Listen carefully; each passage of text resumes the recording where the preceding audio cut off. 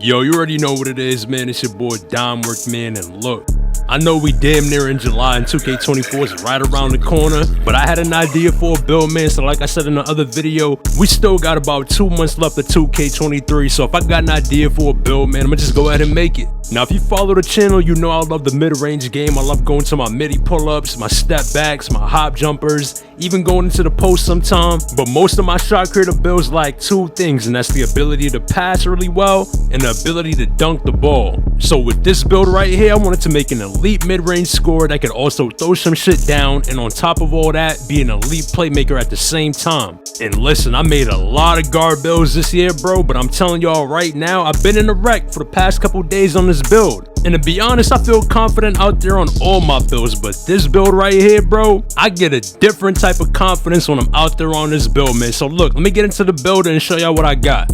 So of course, you're gonna go point guard, right hand, whatever number, doesn't matter. Now I know everybody loves the 6'1s, but on this build, I went with the 6'2", 165 on the weight. Max wingspan at 6'11". Now for the finishing on the build, man, as you can see, we went with the 93 close shot, an 85 driving layup, 86 driving dunk, and a 73 post control. So that close shot is going to help with finishing around the rim, of course. Y'all know standing layups, any kind of close shot, even floaters. But on top of all that, the 93 close shot also unlocks Hall of Fame Fearless Finisher. And y'all know the only other way to get Hall of Fame Fearless is to get a 96 driving layup. So with the 93 close shot, I'm kind of getting it for the cheap. And as of right now, I only have it on gold, but as y'all can see, I'm finishing through a lot of contact. Now the 85 driving layup is going to get me all the layup packages and acrobat on gold, and y'all already know with the 86 driving dunk, I'm getting gold limitless takeoff and silver posterizer. Now y'all probably wondering why I put a 73 post control on a 6'2 guard, and I really just wanted to add a different gameplay element to this build right here, man, because look, like I said, sometimes I play out of the post, and with the 73 post control, I'm getting gold post spin technician,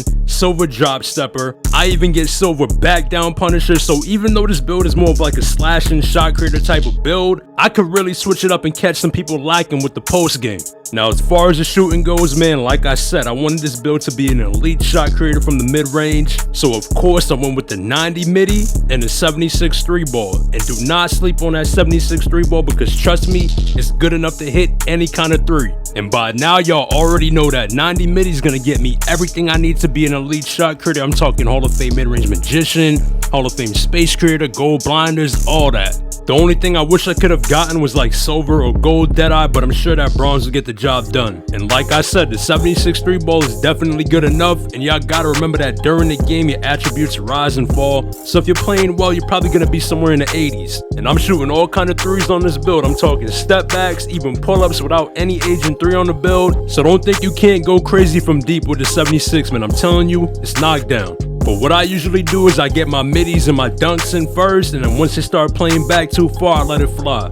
Now for the playmaking on the build, as you can see, we went with an 86 pass accuracy, a 96 ball handle, and an 81 speed with ball. Now I ain't gonna lie to y'all, the pass accuracy is definitely nice to have, but when I'm on this build right here, man, I ain't gonna lie, it ain't too much passing going on. And that's why I normally make my shot creators at the 2, but on this build right here, I wanted to have a shot creator that I can also run the 1 with. So I went with the 86 passing, and then of course I went with the 96 ball handle to get that Hall of Fame clamp breaker. And of course, I think it goes without saying that a build with all this kind of offense, you ain't gonna have no defense on it, man. It just is what it is. So yeah, you're gonna be a defensive liability, especially if you're running with randoms, but it's like I always say, man, I'm not telling anybody to make this build, and I'm not saying the build is good or bad, but this is what works for me and how I like to play. And like I always say, if you're good enough on offense, it'll make it for where you're lacking on D. So you already know what it is, man. We're gonna walk into the wreck with some randoms and see if we can get it done.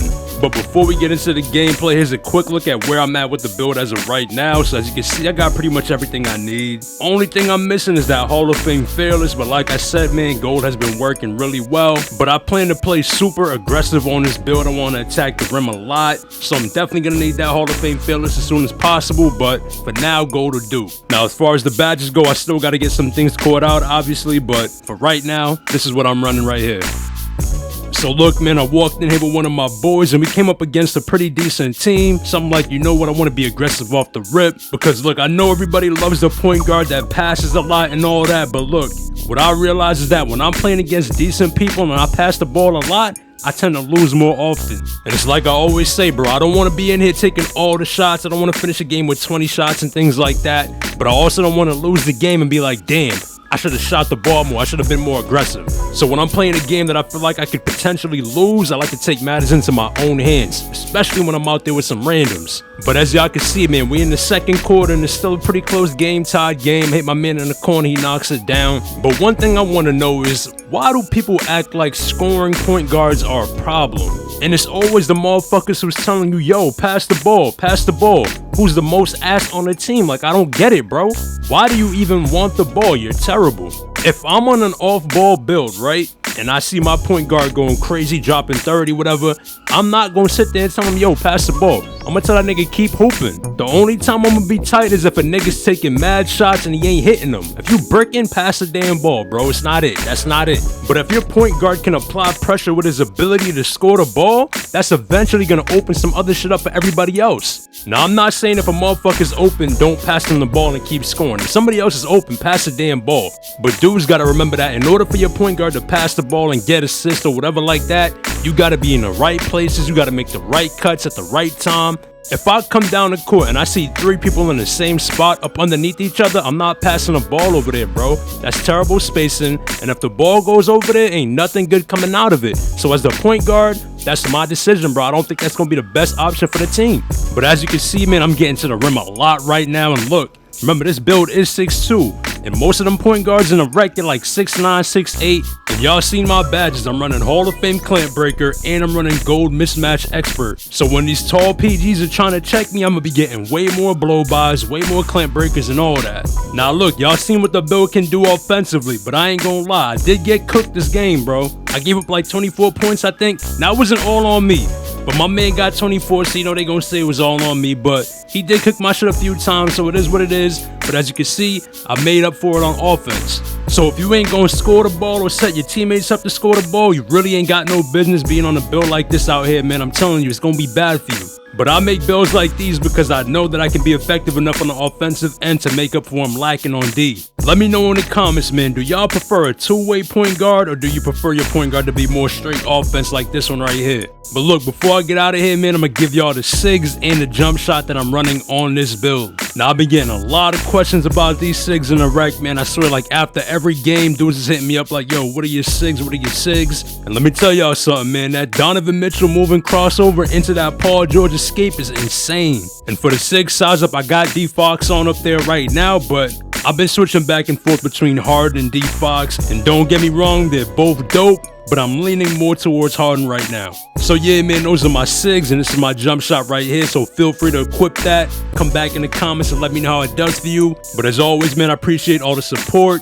Be sure to give me a follow over there on Twitter at BeLikeDom. And y'all already know what it is, man. Stay up, and I'm gonna catch y'all in the next one.